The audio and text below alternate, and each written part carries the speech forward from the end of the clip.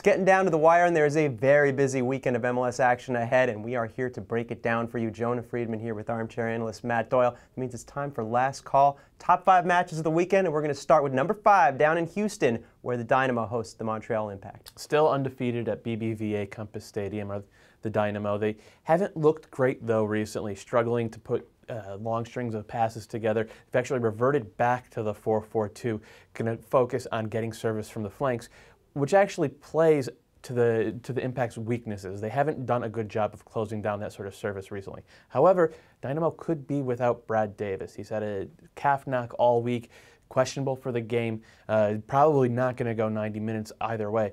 So you don't know what Houston team is going to show up.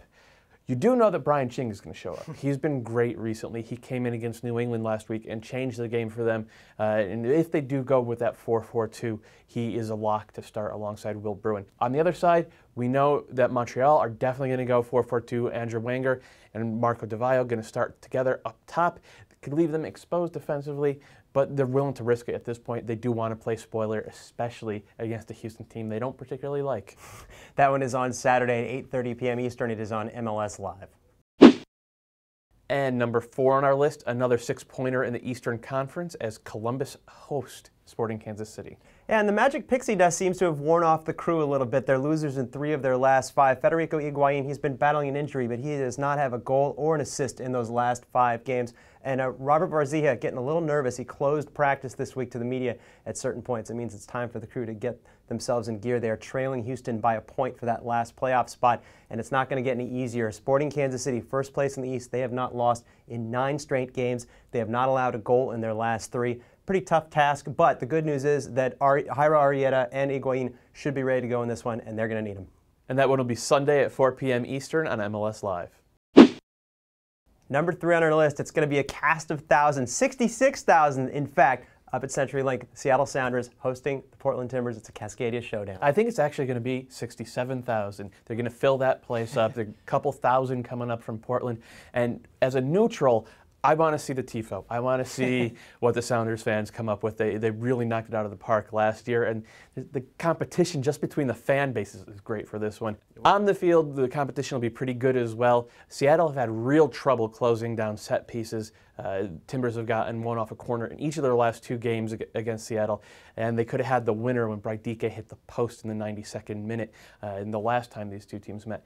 On the other side, Seattle, they really need to get their offense clicking again. Freddie Montero cooled off after a long, hot summer. Christian Tiffert had an ankle knock. Mauro Rosales had an ankle knock, so it just hasn't been all working together. More importantly, they want to prevent the Timbers from winning the Cascadia Cup. This is the one thing their southern neighbors could hang their hats on. And the Sounders don't want them to do it in CenturyLink Field in front of 68,000 people.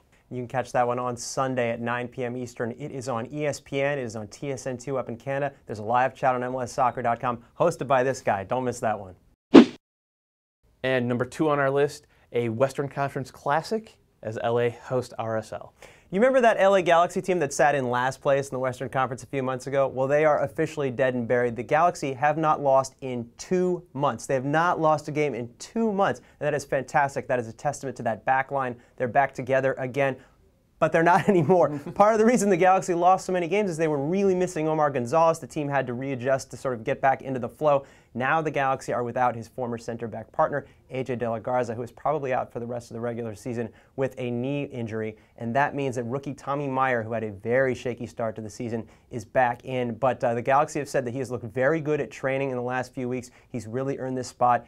And they're going to need him very quickly because RSL, they sit 2 points above the Galaxy in the Western Conference standings. If the Galaxy can get this one, they will make a huge step toward locking down that number 2 seed. And the problem for them, especially Alvaro Saborio coming off just a barn burner against Chivas USA with a hat trick, and Fabian Espindola with a hat trick of assists. When the 2 of those are clicking, RSL are trouble, and that means that that Galaxy backline is going to be tested early and often. That one will be Saturday night at 9 p.m. Eastern on NBC Sports Network and TSN2 in Canada, the live chat on MLSsoccer.com.